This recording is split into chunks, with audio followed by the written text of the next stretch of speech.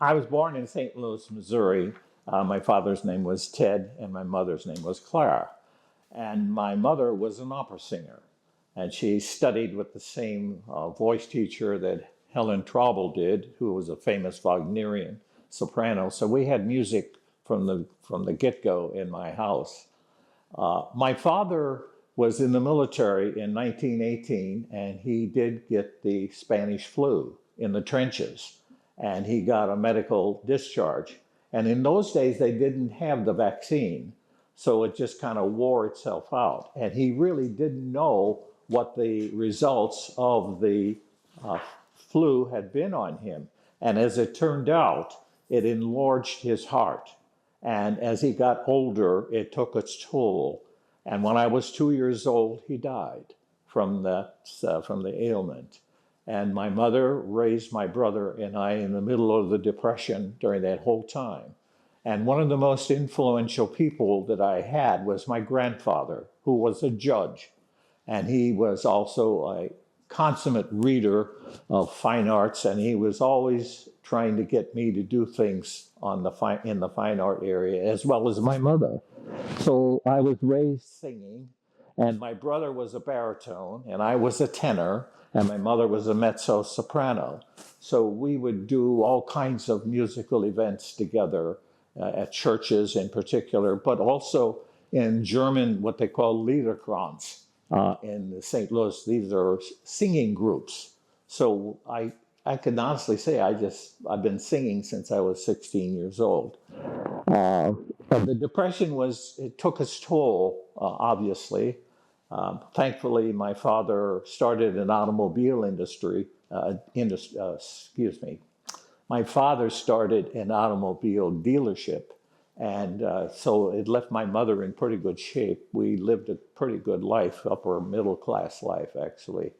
And this went on to quite a while in terms of what we were exposed to. That is, the Depression was horrible to observe as a little kid. People would come to our door asking for food. And my mother had a brother who had a butcher shop, so we were always had plenty of food. And she would make sandwiches every morning when she got up because she knew somebody would knock on our door and want a sandwich. So I went through that entire era of being exposed to that, and it really didn't end till World War II. And of course, that was a dramatic thing too. My mother had 10 brothers and sisters. They had lots of kids, obviously, so I had a lot of cousins, many of whom went into the war. 2 or 3 of them were wounded, one in Anzio in Italy, one in Bastogne, people like that. And when they came out, it left quite an impact on all of us. So that's my story of the Depression. Well, obviously, during my high school years, my voice changed and I developed a tenor voice. And I was able to get into a lot of operas and light operas at the time because my mother could get me into shows. So I sang a great deal while I was in high school. And I also met my wife in high school. And we've been married 67 years, and I've known her for 70 years. As far as the exposing me to the arts, my mother never failed to take me to art museums and that type of thing when we traveled. And I really developed a love of art, period, just all kinds of art. And when I went to college at Washington University in St. Louis, I had a music scholarship for singing, and I worked in the art store, and I got to meet all of these famous artists who were guest lecturers, and it was very fascinating to get to know a lot of these artists. So that whole time that I was growing up, I was exposed to not only music, but to fine arts as well, which would play out later on in my life. So fast forward to the Korean War. Okay. Stationed in Japan. What did you do to make a difference there? Let me begin to the point where I entered the military. My wife and I were married when we were 21 years old, and I was deferred through most of the war. And after we were married and I lost all my deferments, then I volunteered for the draft because they told me I was going to be drafted in a couple of months. So I went in and did my basic training, and they had me down as a opera singer, which I was at the time when I went in, but that was what my MO was on the military documents. So I ended up playing the organ. I used to play the piano, so the churches on the posts at where I was had these electric organs. So I volunteered on Sundays to play the organ and sing and so forth. And I did that for almost a year while I was doing other duties within the service. And as luck would have it, 1 week before my term would have run out, before they could send me overseas, they sent me overseas.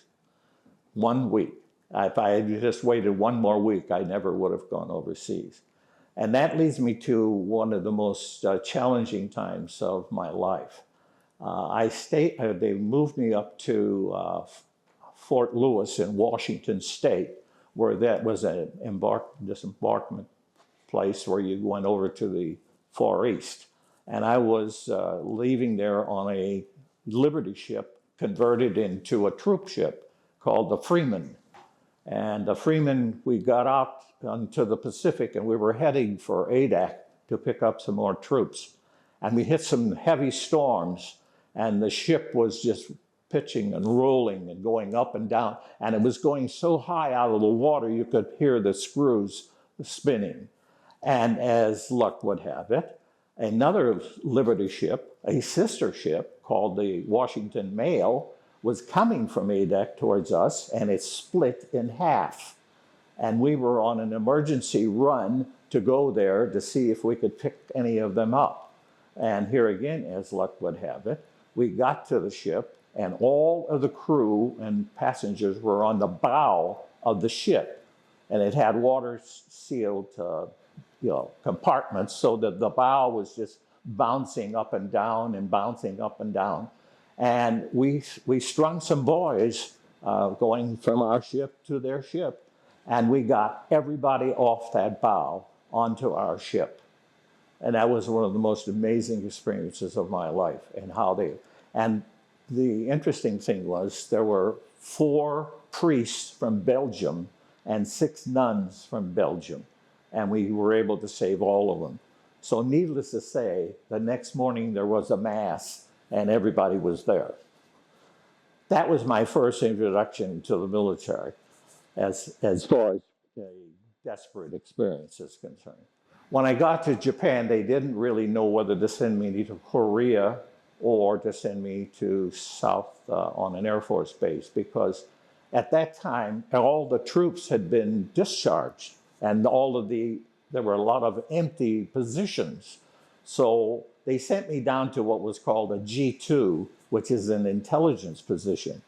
And I really had no intelligence training whatsoever, but I took it anyway.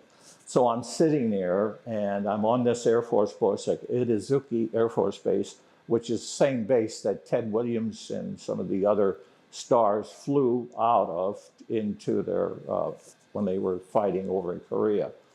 And I was able then to get involved here again with churches. And I would play the organ and conduct choirs and stuff like that.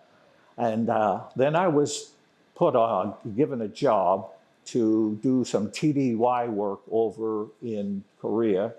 And it was all had to do with prisoners who didn't escape. And we never could understand why prisoners never escaped from North Korea. And I worked for a fellow by the name of Lieutenant Colonel Meyer, who did a lot of research on it. And his research led to a thing called the Code of Conduct. The Code of Conduct is I guess you would call it a pledge that every military person who goes into the military after the Korean War had to raise their hand and say, I will never surrender, and blah, blah, blah. All of those good things that you would expect out of a military person, but they actually had to write it all down because no prisoners ever escaped from North Korea. And that's a whole story in itself, by the way. And then I did further TDI work down in India and Hong Kong and so forth. And the interesting thing was I was able to observe a lot of the musical history of those countries, and I was intrigued by it, and Japanese music as well. So the final story for my military service has to do with a orphanage. I observed as I was traveling around the country in India and other places where we had military, that there were some illegitimate children, unfortunately. And those children were ostracized. They were never accepted into society as you and I would know it. And in Japan, it was doubly worse. And in the town of Fukuoka, where I was located, I ran into some Baptist ministers who had a chapel and a missionary. And I told them about this problem. And I said, can't we do something about it? And they said, well, yes, we could start an orphanage. So if you could find the money. And I laughed. I said, I'm a corporal. How am I going to find the money? So I went to the chaplain. And he said, well, Dick, I think I can help you. And he went to the commanding officer of both the Air Force at Itazuki Air Force and the Army. And I was allowed to station myself on payday at the end of the line when the troops came through to pick up their script, their military script for that. And I had this big sign, donate to the orphanage. And I was astonished at the donations that I got.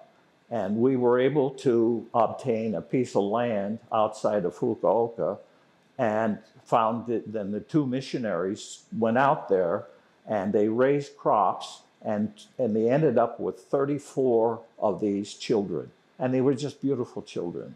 And we ended up paying for the land and we ended up paying for the house that they built, all from donations from the military. So in essence, that was my military career. In 1955, December, I was sitting over in Japan, and thanks to my connections with some of the higher officers, they arranged for me to fly home, that I didn't have to take a surface vessel, thank God. So I flew home and got to California, and it was on December 22nd. And it was late at night, and I thought, oh boy, I'm going to have to stay there. And there was a major, and he got me a ticket on a plane to Kansas City. So I figured I'll take that, just because it's closer to home. So I got to Kansas City in the morning, and I was able to catch a train on Christmas Eve to St. Louis, and I got back there at 2 p.m. in the afternoon and walked in on my wife and family who were celebrating Christmas Eve, and they had no idea I was coming, and it was quite a homecoming. It was wonderful. And my wife knew I was eventually coming home, so she had arranged for an apartment for us to live in. And she also had a job at the time. My dream when I got home was just to acclimate to civilian life, because when you've had that intense activity that I had for those 2 years, and it was intense, it leaves an impression on you. And as a matter of fact, I had a lot of fellow friends who were in combat itself who I got to stay in touch with, and they had a lot of problems. And one of my dreams was at that time, how can I help people like that? I got into a kick. I just really wanted to do work that would be volunteer work. And I tried all kinds of things, but it didn't work. So it ended up with a friend of mine who ran a large insurance company. He says, come and I'll teach you the insurance business. And he did. And to make a long story short, he taught me the commercial insurance business. And I went up through the ranks through some various companies. I worked for two very large insurance companies. One was in Seattle, Safeco, and another one was the St. Paul, which is out of Minneapolis. And I worked for some agency. I spent 35 years in the insurance business. In this interim, we had two children, two boys, Eric and Tom. And my wife went back to college and got a master's degree in psychotherapy and became very involved with that type of thing. In St. Louis, though, you had wanted to get into the opera. I did. I'm sorry, I didn't explain that very well. During this time frame, I continued my singing. In fact, I oftentimes would fill in when, like, the symphony would have a fundraiser, and they would have a superstar come in. And one of my thrills of life was Richard Rodgers, the composer, came in, and they used him as a fundraiser to conduct the symphony. And we had a backup singers, and I was lucky enough to sing with Richard Rodgers. And that was the thrill of a lifetime. Yes, I sang a lot. I joined the Opera Guild, and I joined the German male singing chorus, sang at church, sang with my mother and my brother all of this time frame. And it was exciting. It was very exciting. But in order to succeed in that business, you couldn't be married with kids. You really couldn't. You had to dedicate what you had to dedicate to get the job done. And I would have to have gone to places like, say, Juilliard in New York or someplace like that to really develop what I should have developed. Okay. And finally, you moved to Oro Valley in 1988. What brought you here? Okay, we have lived all over the United States. I traveled and transferred. We built 12 homes in our marriage. And we were exposed to Arizona because Marge's mother retired in Scottsdale. And we loved Arizona from the get-go. And finally, we were given the decision to make where would we like to be. And we came to Scottsdale. And my wife was still active. I had retired, but my wife was still active in psychotherapy. She enjoyed that work. And there was a place here called Sierra Tucson, which is out on Golder Ranch. And she saw an ad, and a friend remarked that she ought to look into that because she's good at what she did. So she went down here, and I accompanied her, and we drove down the highway, and the first thing we saw were those mountains. And we thought, oh, wow, isn't that something? And then she drove out to Sierra Tucson, which took you out along the mountains, and she saw this wonderful place, and they hired her on the spot almost.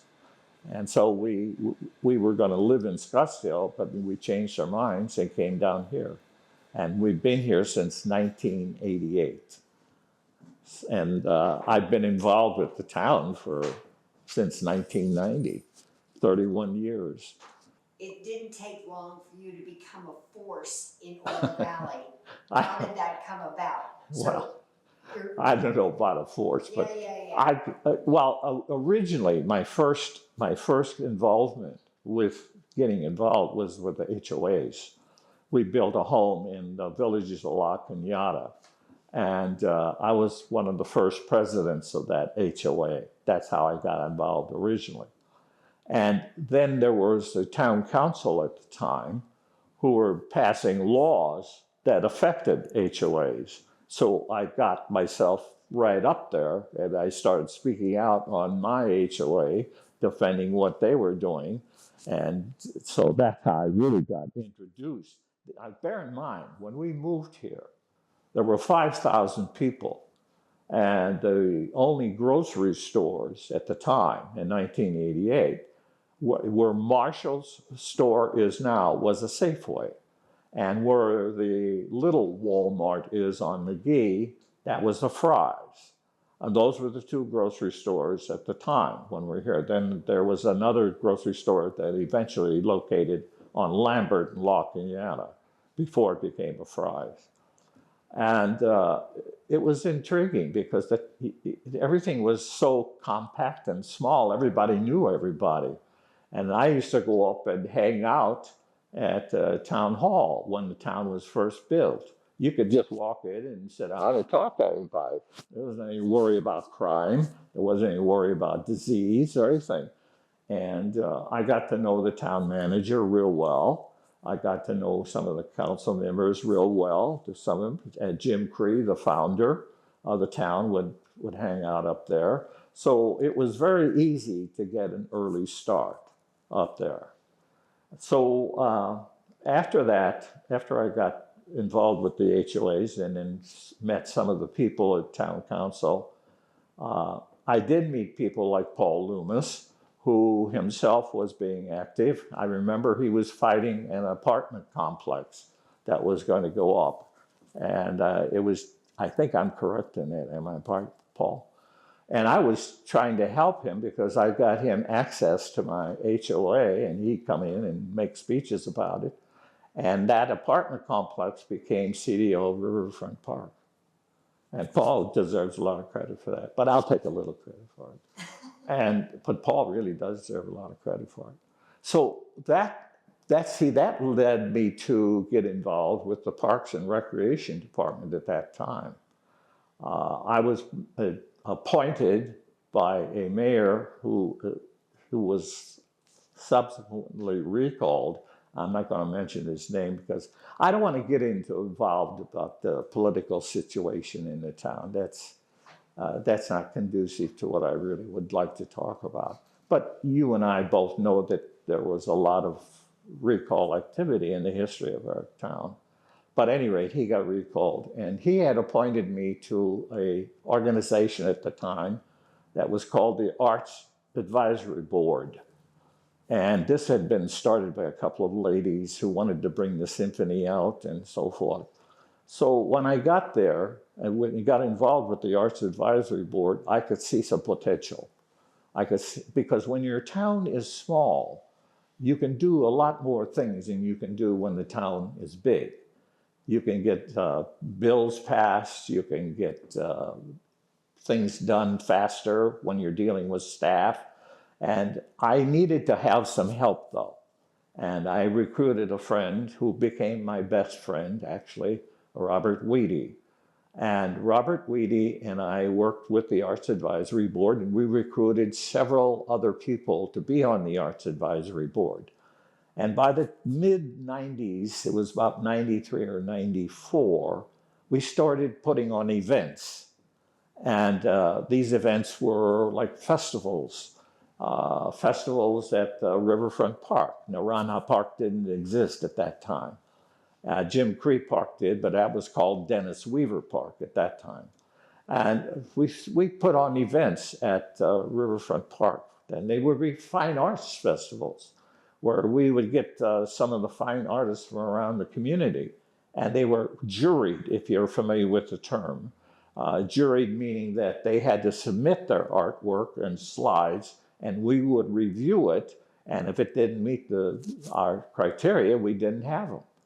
As contrasted to today, where anything goes and it doesn't play well with the public, I don't think. That's my personal opinion. But we had a fine group of people working, and we ended up with over 100 volunteers wanting to help us with everything we did. We had musicians who would come, we had artists who would come, people, and they would help us. We'd put up our own tent and lay out the chairs by ourselves. We set up the microphones. And when I was involved with the design of Riverfront Park, I made sure that there was a little stage built so that we could utilize that stage for performances, and also had an electric outlet that Sterling Electric put in free of charge. And they ran the line from the stage up to the men's room. So if you wanted to turn on the electric, you had to go up there to behind the men's room and turn on the electric. But we started really putting on some wonderful events. And then we moved some of them to what is now Jim Cree Park. And we had some great events there. And I could tell you story after story after story of things that happened. We were always suffering by the weather. One time we had an event where we had, it scared me to death actually. We had the artists all lined around in a row, and we had food. And there was a kettle popcorn place, and there was a deep fryer guy there. And it was the one and only time we had a deep fryer. But a dust devil came along, and I mean a dust devil.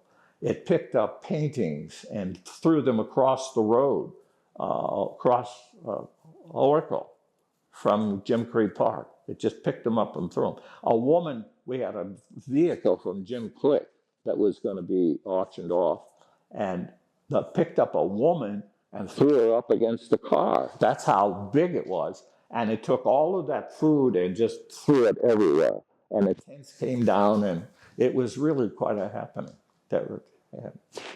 But we put it all back together. It was a Saturday, and we ended up on Sunday.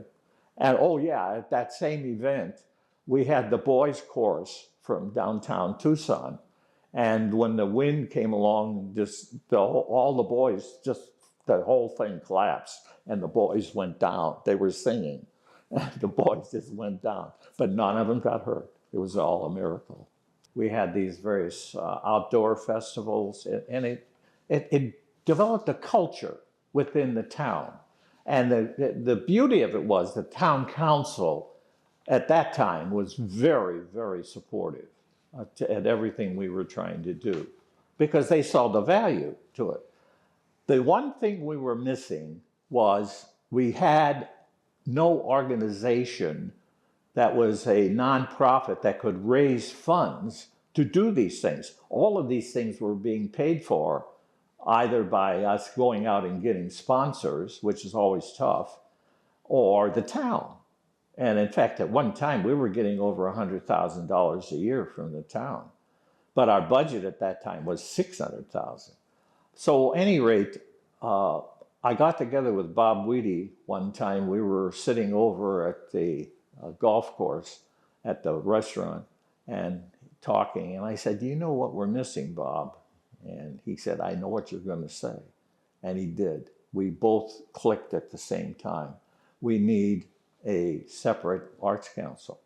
And right about that time, we were able to get what was known as a art assessment from the Arizona Art Association. They send two women down to go around the town doing an assessment.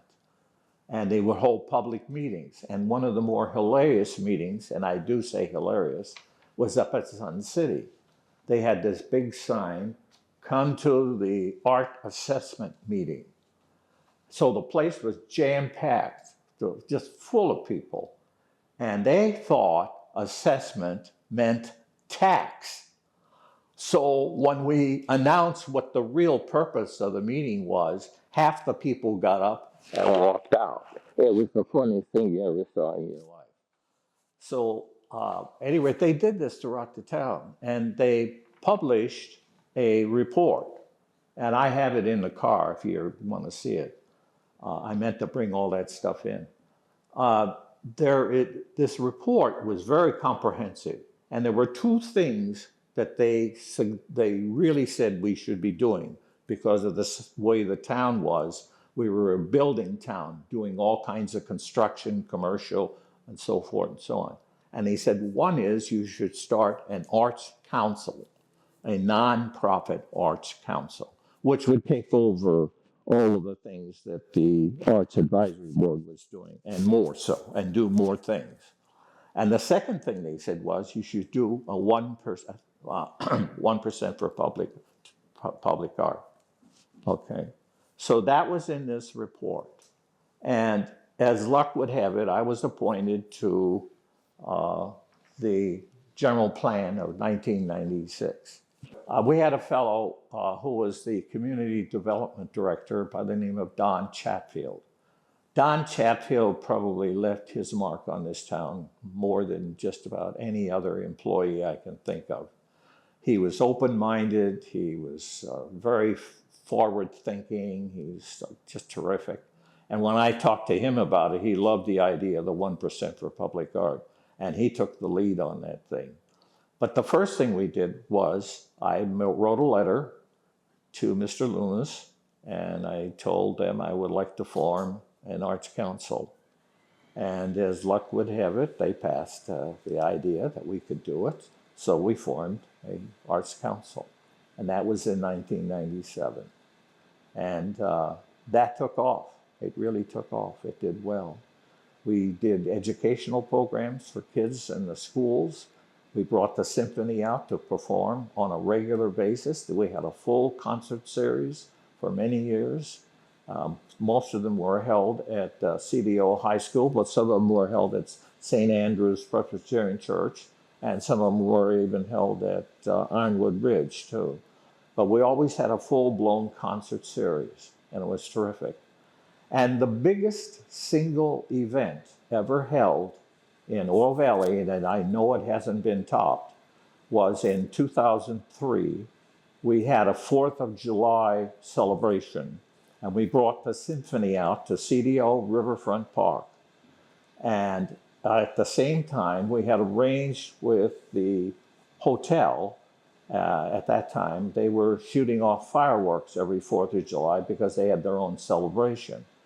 And we went to them and talked to them, and they said, would you coordinate the shooting of the fireworks, because we have the symphony coming and they're going to play the 1812 overture type Tchaikovsky.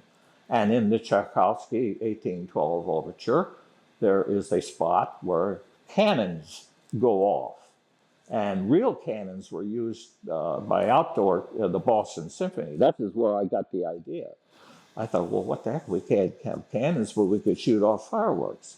So we arranged with the hotel, when at a given time we had cell phones, that they would, I'd say, okay, shoot, and right at the point in the symphony. And it was wonderful.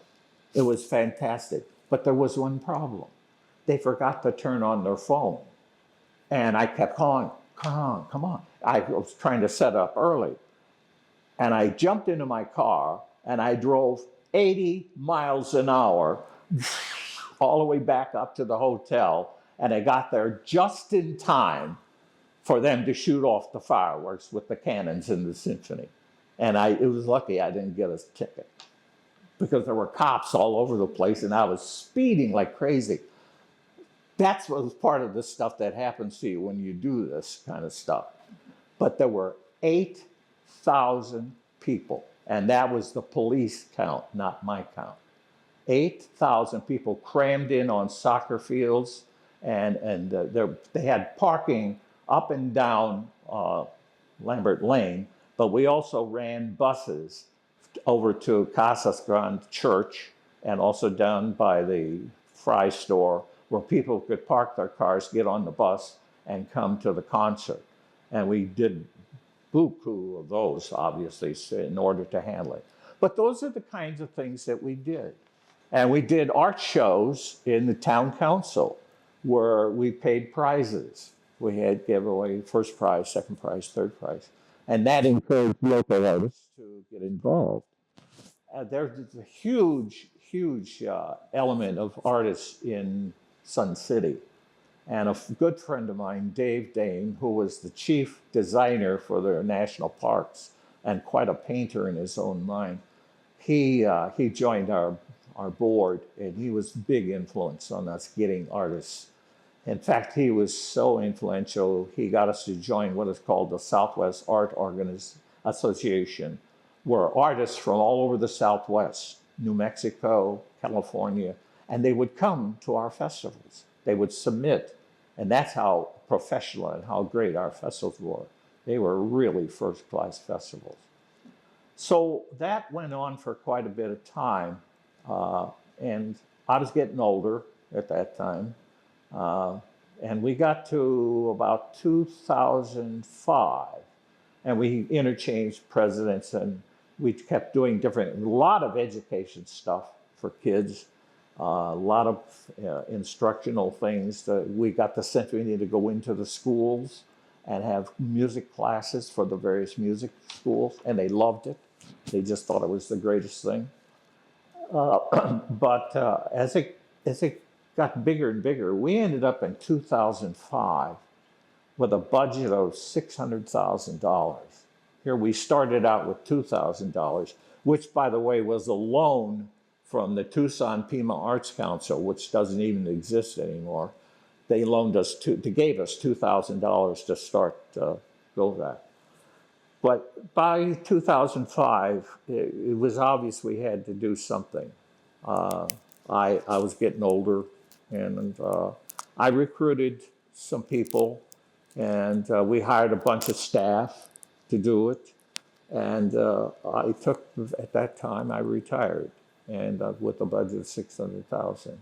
So a new team came in, and what has happened is another story, which I won't get into because I wasn't involved per se in it. But that was my history, basically a quick trip of my history with the Arts Council. Around 97, this is a year after the general plan had included having an Arts Council and the 1% for public art. Well, I wrote a letter to council saying we need to implement the 1% for public art because it was part of the general plan. And it was pretty well received. There was some objection on the part, I remember there was a fellow, I won't mention his name, but he was a land developer who was opposed to it. He didn't like the idea. But the council approved it. And what we did, we took the bull by the horns, and we had a fellow there, Jim Copus, who was a staff member. And Jim essentially wrote the code, and I kind of reviewed it and made some changes, but he wrote the code. And he and I decided to put on some, for lack of a better term, educational seminars for builders. And I thought, well, nobody will show up. Well, the mere fact that it was 1% for public art was enough. They filled the room. We had all of the top builders, Pulte and all of them, and some of the heavy commercial. See, the 1% didn't apply to residents. It only applied to commercial. And so at any rate, they filled the room. And when we got through explaining it, I was amazed. There was only one person, and it was that same person who was objecting to it. David Mayo of Cottonwood Properties, a very prominent man, still a prominent man, was totally in favor of it and was very, very, very supportive. And we had others. Don Diamond, his people were all in favor of it and supportive of it. So it was a very exciting time. And when the art started, of course, the art had to be reviewed, and we had a commission to do that. And when they did that for some years, and then they did away with the commission and let CDRB, the Design Review Board, approve the art. But we built quite a substantial lot of art in the town. And I have a book that we were able to produce from a $2,200 grant from the federal government, the NEA. Went out and made a total booklet of the art that I have, and I'll bring that in and show it to you. I garnered a lot of them in my garage, and nobody wanted them, so I kept them. And I did it on purpose because I wanted to use them as rewards for people who supported public art. And I got the town's permission to do that. The town manager at that time was a fellow by the name of Greg Payton. He said, as long as you're doing it that way. And that's how I've done it. When people did something good for the kids and so forth. So I've got virtually none left because we gave them all out to people who were supportive. And so public art took off, and it became quite a thing. And in fact, it was so good that the town was nominated for an award for the best public art in a small town.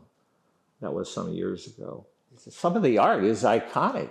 It appeared on airline magazine covers.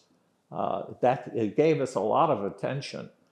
Well, about the same time, about 2003, 2004, there was a lot of activity, and Paul was involved in this himself, Paul Loomis, when the lands, the state-owned lands became available for what is now Naranja State Park. Naranja Park at one time was an asphalt plant. And the plant really built most of the roads around here in the area, and even some of the highways, Oracle and so forth. And it got to the point where they were so involved around the housing areas, it didn't make sense for them to be there anymore. So the state, I'm sure, moved in and told them to stop. The interesting thing was there was a lake on that property. There, in fact, the dam is still there. If you go walking, you can still see it. And there was a flat area up there where the offices were. It's about 2.5, 3 acres. But the entire acreage is around over 200 acres. And we had, at that time, a committee that Al Kunish, who was a former council member, oh, well, he was a council member at the time, called me up one day and he said, I need your help. And I said, what do you mean? He says, I want to form a committee and I want you to chair it. And I said, I've chaired enough stuff. I don't need any more chairs. So he said, well, come on the committee. And I said, okay. So he recruited Pat Spurl, who is one of the founders of the Historic Society, myself, Jim Cree, the town founder, was on it, a fellow by Richie Feinberg, and there was a lady, Carol Baker. There was a group of us who formed what we called the Land Conservation Committee. And it was an interesting group from the get-go because there were two things that really concerned us. One was the acquisition of the Naranja Park area, what is now Naranja Park, and the other was Steam Pump Ranch. And Steam Pump Ranch at that time was going through the throes of the family didn't know what they do. They were selling off this and selling off. There were two brothers who ended up owning it at the end. And there was a movement afoot by one of the owners to sell it to Brickmasters. And Brickmasters was going to build a facility right where we're sitting, probably, in this area right here. Well, that's one of the reasons we formed the committee. And there was a builder by the name of Nafee. And he started out being obnoxious. But when we started working him and telling him what could happen, blah, blah, blah, and the town council was very supportive at that time also with that. But we would have meetings with him I remember going to lunch with him twice, and somebody leaked it to the Star, and the Star wrote up the fact that I went to lunch with Nafee. Well, I got a hold of the Star and told them why I went to lunch with Nafee.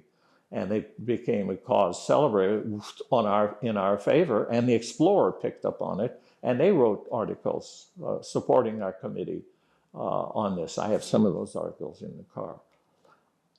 So to make a long story short, we were able to stop him in his tracks with the town council's support, obviously. And at that same time, we were putting together, when I say we, the town with the county was putting together the famous bond issue, which brought us Naranja Park and Steam Pump Ranch and a thing called Kelly Ranch.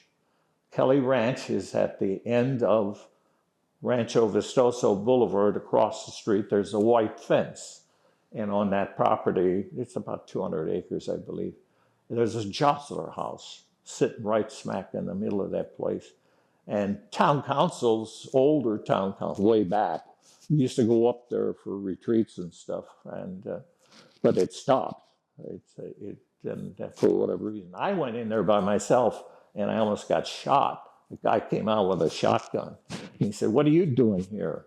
And I was trying to look it over, because I knew it was on the bond issue, and I could see what the problem was. It abuts up against Catalina State Park, so the obvious restrictions on the park would limit the development of the property too. And at that time, before, it was Pima County zoning.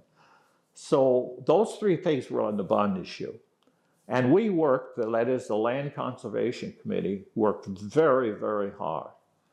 And so hard that we got fined by the county attorney. And the reason is very simple. One of the council people who were running for office asked us if we would, she could put a squib on her materials about the bond issue passing. And we, naive, dumb us, we didn't know. So we said, oh, well, okay, go ahead. So here we are, and I get this phone call from Barbara Lawal, says, Mr. Eggerding, I hate to tell you this, but you're violating the law. And so what happened was there was a $1,500 fine, and the 10 of us put up $150, and we paid the fine.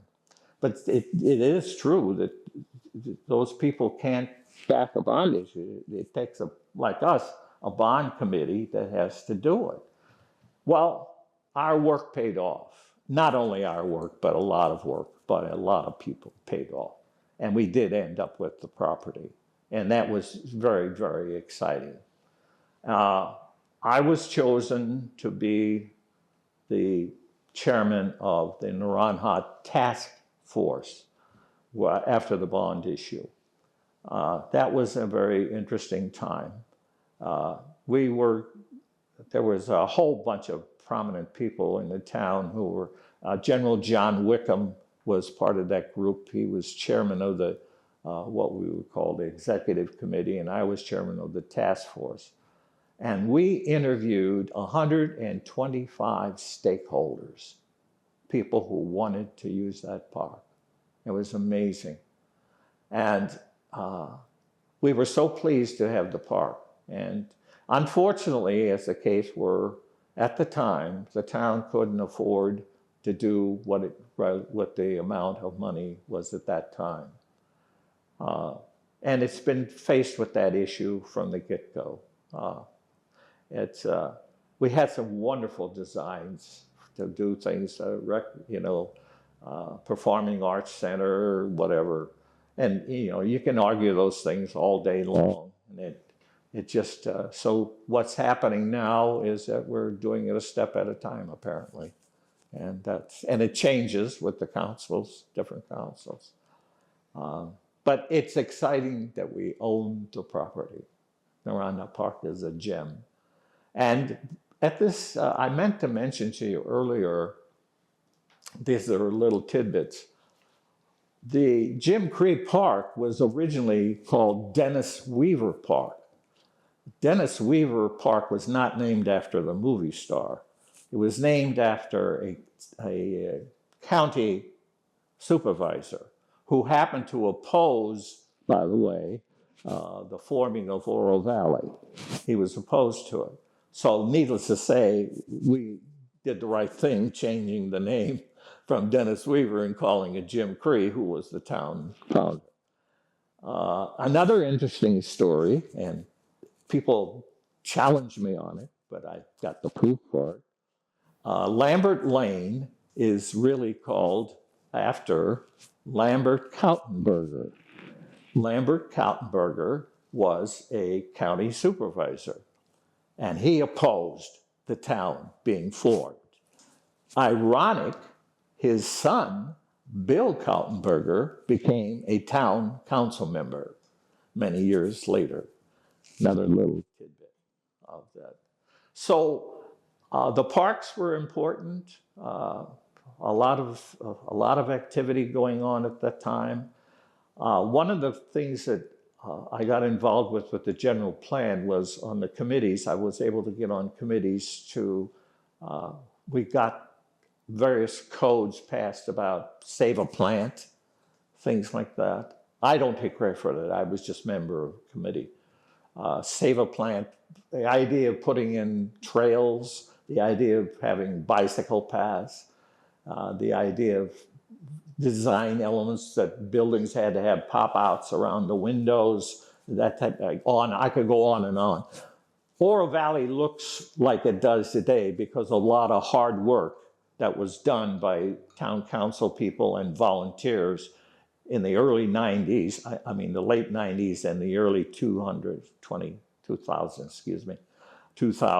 There was a lot of hard work, but people who had to stick to their guns because we had a lot of people didn't want to do a lot of things that we wanted to do. And so we can be very proud the way our town looks today because of the efforts of volunteers and the council. I think it's important to understand how some of these things evolve that happen in the town, like, for example, the forming of the Historic Society. The three of us who formed the society, Jim Cree, Pat Spurl, and myself, got to know each other early on because of our work with the Land Conservation Committee. So we really became good friends. And it was Jim Cree's idea, by the way. It was his idea to form the Historic Society. And one of the concerns that Pat Spurl and had, in particular, was getting national designation for the property. And that was important also. But to make a long story short, Jim Cree called Pat and I together, and we met on a number of occasions on how to go about this and form the Historic Society. Tobin Seidel, the town attorney, is a good friend. He was a big help doing some of the pro bono legal work off hours, not on hours, when he's on his own. And well, I asked him to help us, and he was a help to Jim, and Jim was having some trouble getting all the proper documentation for the IRS, et cetera, et cetera. But we finally did get it, and it was a big day for us to get the Historic Society. And we also ended up getting the national designation as well. And one of the requirements for getting that designation is you had to have a historic commission. And that's why you see today that we have this historic commission. I don't wish to make an editorial comment, but there are times sometimes when the Historic Society's duties and elements are confused with the Historic Commission by the public, and they're vastly different. And the Historic Society is really a true nonprofit, and it needed to have the assistance of the town. So once we got it, we were able to get a master operating agreement with the town, which allowed us to do a variety of things to get into this house and so forth. And what you see today, a lot of it evolved because of the formation of the Historic Society. The unfortunate thing about the society, it's always struggled to raise funds. It's always been an issue, and it's always been an issue to, should the town give funds for the master operating agreement? Well, yes, in my opinion, they should, but it's an area that has to be addressed fully, and more can be said about that later on. But in essence, the society took off and did a lot of things in rehabbing, getting rehab money from the bond issue. The stucco work on this building was really in poor shape. And bear in mind, the county was involved with the bond issue, see, so this property, in some instances, you can't make any major, really, and we were taught that, without their giving their approval. Now, I don't know how much that's been debated or argued, but it kind of was held up that we had to have involved. And there was a wonderful lady, Linda Mayrow, over at the county, who was very, very helpful. So we didn't really have a lot of trouble getting things done, but we needed to get money from the bond issue. So since it was a county bond issue, there was some money released for rehabbing this area, and that was good. That part of it was good. The unfortunate part still with the society is that it still hasn't gotten the financial support that it should. And there are a lot of things going on, like we should be addressing the rehab of the house over there and continuing to rehab this house. And there should be an overall project that comes forth. And there was a committee put together to do a redesign, if you will, and rehab of the entire area. And I have that booklet out in my car too. I meant to bring it in. I'll show it to you.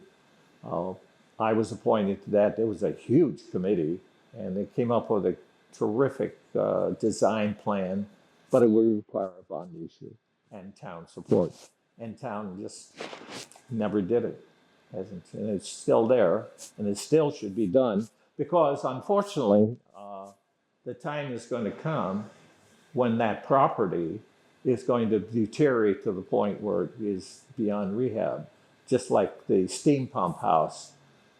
See, when you have that national designation, you can only do so much that isn't the original. You have to, whatever you're going to rebuild, you have to use the rebuilding material that was there. Therefore, you don't see the completed pump house, for example. But we were able to salvage enough of the material to rebuild what is out there.